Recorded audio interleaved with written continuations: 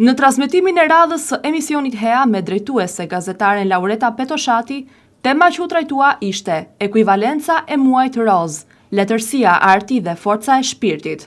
Ishin të ftuara zonjat Edlira Duro Çerkezi, studiuese dhe pedagoge në Fakultetin e Shkencave Humane në Universitetin Ismail Qemali Vlorë, Irena Cani, poete, përkthyese dhe pedagoge gjuhës angleze në Universitetin Ismail Qemali Vlorë, Anila Toto, poete dhe tekst shkruese këngësh, si dhe Flavia Isufi, pianiste dhe mësimdhënëse e pianos në shkollën artistike Naim Frashëri.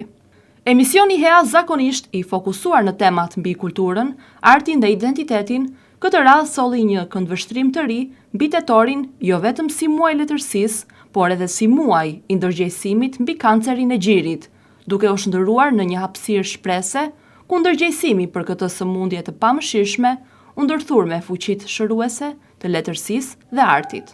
Me anë të pyetjeve të drejtueses së emisionit Laureta Petoshati, të ftuarat ndan reflektime të thella mbi mënyrën se si arti, fjala dhe muzika bëhen pjesë e procesit të shërimit shpirtëror. Në atmosferën e tetorit roz, të ftuarat treguan si shërimi nuk ndodh vetëm në trup, por edhe në shpirt, aty ku krijimtaria ndihmon të përballim frikën, të shprehim dhimbjen dhe të gjejmë shpresën. Gjatë bisedës, pedagogja e letërsisë Edlira Çerkezi theksoi se tetori roz është një kujtesë se, ashtu si në letërsi, edhe në jetë, forca dhe shpresa lindin nga dhimbja, duke kthyer këtë të fundit në krijimtari të fuqishme.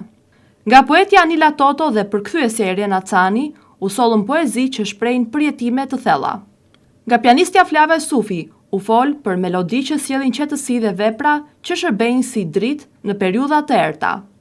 Të ftuarat ndan përvojat e tyre personale dhe profesionale, duke treguar se letërsia, muzika dhe arti janë jo vetëm pasuri kulturore, por edhe forca të shërimit dhe ringritjes shpirtërore.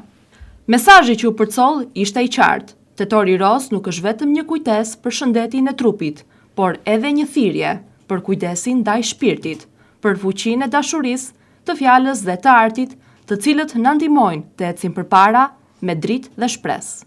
Emisioni HEA do të vijojë të shtunën që vjen me të tjera tema dhe personazhe.